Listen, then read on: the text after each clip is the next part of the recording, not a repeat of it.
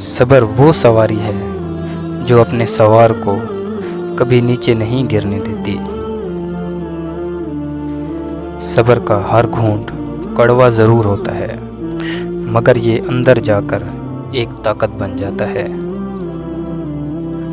صبر انسان کے رشتوں میں مٹھاس پیدا کرتی ہے، اور مٹھاس سے رشتوں میں خوشی آتی ہے، اور خوشی سے انسان کی زندگی میں سکون آتا ہے۔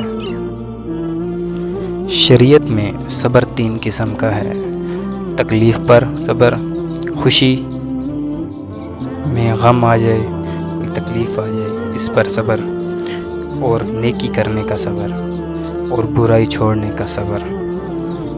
اور جب آپ یہ 3 قسم کے صبر شریعت کے مطابق کرتے ہو تو آپ کی زندگی صراط مستقیم پر آ جاتی ہے۔ اللہ تعالی ہم سب کو